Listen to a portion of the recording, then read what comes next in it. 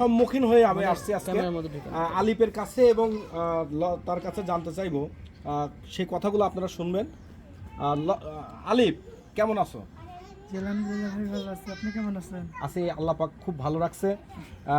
লতা, কেমন আছো তুমি? আছি, আল্লাহ রাখছে, আল্লাহর অশেষ রহমতে ভালো আছি। একটু জোরে কয়া।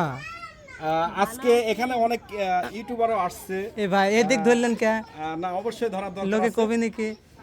এখন আমি একটা প্রশ্ন করব, সেটা হচ্ছে যে আমি লোক মুখে শুনি আর ভিডিওর মধ্যে শুনি, শুনলাম যে লতাকে ছেড়ে আলিফ কাজের উদ্দেশ্যে বা যে কোনো প্রয়োজনে বাইরে যেতে চাচ্ছে, এটা কি সঠিক কিনা?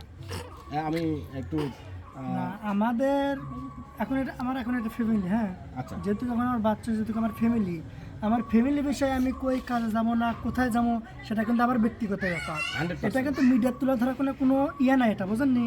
এটা কোনো কিছু আমার আমার যদি মন চায় আমি বিদেশ যাবো, মনে চায় না আমি বাংলাদেশে থাকবো, মনে চায় পাবনার থাকবো, আমার এটা মনের ইচ্ছা।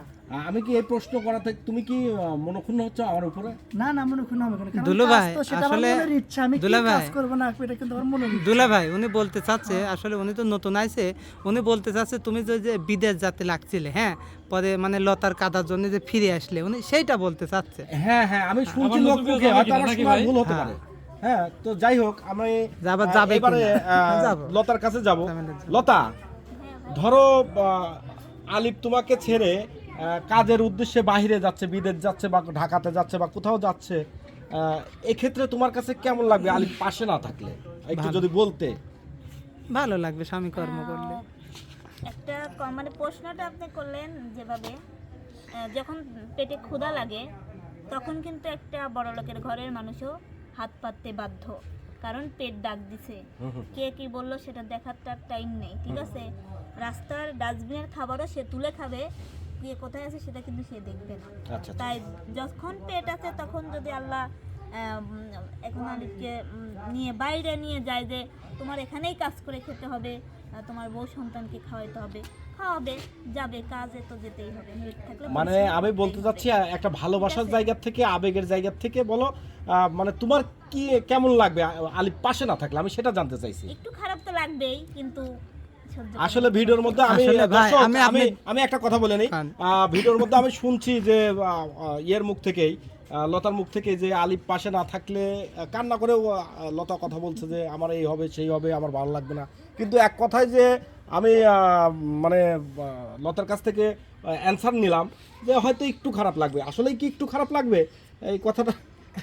আসলে ভাই এই কথার উত্তরটা আমি দিচ্ছি ভাই, গানে গানে বহুদিন লতা গান করেন, আমি গানে গানে দিই। মানে জামাই বিদেশ থাকে, আচ্ছা, বিল্ডিং দেখি বিয়ে দেছে, এখন জামাই মনে করেন যে আইসে চলে গেছে, শানই লতা শান গান করছে, দালান দেই কাদিসুলু বিয়া খাগামা তোর দালান ধুইয়া, দালান দেই কাদিসুলু বিয়া খাগামা তোর দালান ধুইয়া, ওই দালানে শুয়া মাগো ঘুম তো আসে না, জাগামা তোর জামাই বাড়ি আমি যাব না, আমি এই প্রার্থনা করি সারা জীবন ভর, কারো মনের মানুষ কারো মনের মানুষ হয় না যেন। প্রিয় দর্শক, আমি প্রশ্ন কনসার দিল তার প্রিয় দুই ভাই কামরুল ভাই এবং মামুন ভাই। আসলে লতা বলছিল যে আমার একটু খারাপ লাগবে, তো আমরা তার মুখের দিক তাকায় দেখতেছি যে না, আসলে একটু খারাপের জায়গার কোনো অপশনই নাই, পুরোপুরি খারাপ লাগবে। যেটা যাওয়ার কথা শুনে কেঁদে ফেলছে, মানে মুখের এক্সপ্রেশন দেখে যেটা বুঝতে পারছি, আমি শুধু বলছি যে আলিফ থাকবে না। আচ্ছা কবে দেন লতা, ধর মানে আলিফ যদি ঢাকায় চলে যায় তাহলে তুই কি করবি? না কি করবো,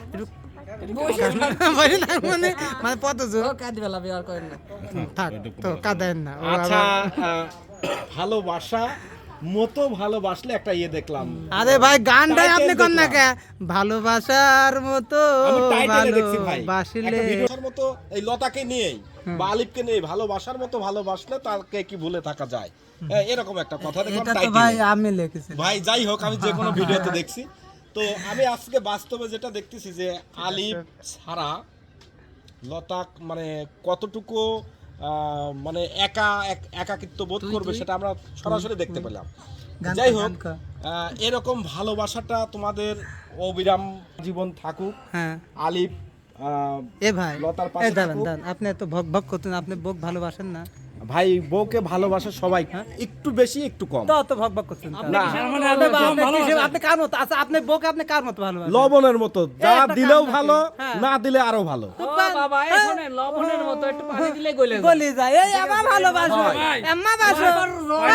এই ওনার সাথে কথা নাই, বাদ দেন তো, বাদ দেন। এই ওনার সাথে কোনো- আর এদের আরে বাদ দেন তো, ওনার সাথে কোনো কথাই নাই। এদের আমার শোনেন, ভালোবাসাটা দেখতেছি লাল শোনেন, চায়ের মতো। আমাদের ভালোবাসার কাছে আপনি ভালোবাসার গল্প আজ জীবনে করেন না, বুঝতে পারছেন? কেন ঠেলা আপনি খাইতে আজ চলে প্রথম গেল এটা শোনেন, ভালোবাসা? আজ প্রথম আইছেন, যে ভালোবাসা পানি দিলি গলি যায় সে ভালোবাসার গল্প এখানে করবেন না। আজ প্রথম আইছেন তাই বাঁশটা দিলাম না কোন শহর ভাই, খালি গলে যায় না, একটু পরে যেতে পারে। ওই পরে কথাই, হারা যাবি। হ্যাঁ ওই কথাটাই কবি কিটা জাগা এলো থাইকিন যাই হোক, প্রিয় দর্শক, আমরা